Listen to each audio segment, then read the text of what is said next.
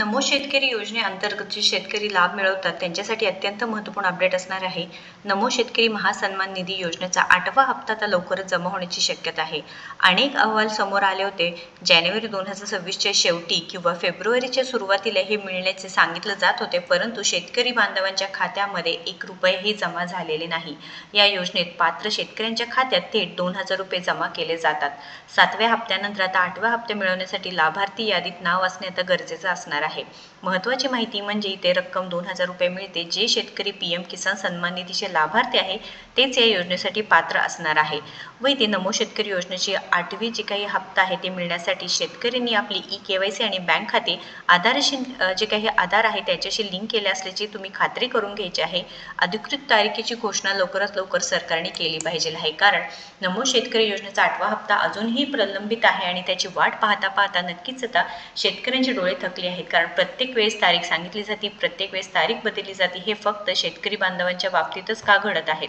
कारण विविध योजना शेतकरी बांधवांसाठी राबविली जाते. राज्य सरकारच्या माध्यमातून विविध योजना राबविली जाते. लाडकी बहीण योजना असो किंवा निराधार योजना असो, नमो शेतकरी योजना आहे, परंतु नमो शेतकरी योजनेचा हप्ता कधीही टाईमवर येत नाही. हप्त्याची वेळ निघून गेली असताना देखील सरकारकडून कोणतीही ठोस हालचाल दिसत नाही. महाराष्ट्रभर एकच प्रश्न विचारला जात आहे की सरकारला या योजनेचा विसर तर पडला नाही ना? हे अगदी खरं आहे, कारण नमो शेतकरी योजनेचा लाभ जानेवारीच्या शेवटीला किंवा फेब्रुवारी महिन्याच्या सुरुवातीला मिळण्याची दाट शक्यता वर्तवली जात होती, परंतु त्यामध्ये कोणतीही हालचाल दिसत नाही. दरम्यान 23 फेब्रुवारीपासून राज्याचे अर्थसंकल्पीय अधिवेशन सुरू होत आहे. आता सर्वांचं लक्ष या अधिवेशनाकडे लागले आहे. या अधिवेशनात तरी सरकार नमो शेतकरी योजनेची जे 8व्या हप्त्याबाबत घोषणा करणार की नाही, ती पुन्हा एकदा शेतकऱ्यांचा हक्काचा हप्ता प्रलंबित राहणार आहे. कारण 8व्या हप्त्याला आधीच मोठा उशीर झाला असून काही दिवसात 9व्या हप्त्याची वेळ जवळ येणार आहे. लक्षात घ्या, 8वा हप्ता लवकरात लवकर मिळायला पाहिजे आहे, कारण 9वा हप्ता सुद्धा असंच झालं तर पुढे पेंडिंग राहणार आहे व 9व्या हप्त्याला सुद्धा पुन्हा उशीर होणार आहे.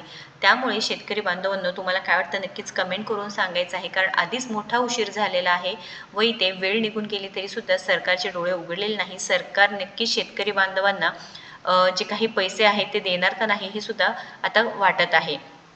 तर इथे हप्त्याची वेळ जवळ येणार आहे, त्यामुळे सरकारने तारीख पे तारीख न देता 8वा आणि 9वा हप्ता एकत्रित जमा करावे अशी शेतकऱ्यांची मागणी आहे.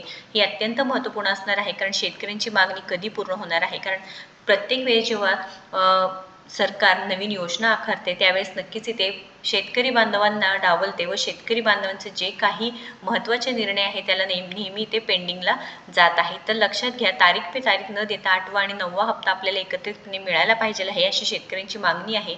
जर दोन्ही हप्ते एकत्रित जमा होत नसेल तर शेतकऱ्यांच्या खात्यात ते 4000 रुपये जमा होतील, ज्यामुळे सध्याची कठीण परिस्थितीत मोठा दिलासा सुद्धा मिळू शकतो. अनेक शेतकरी बांधव सातत्याने विचारणा करत आहे की नमो शेतकरी योजनेचे पैसे का येत नाही आणि नेमके कधी येणार आहे?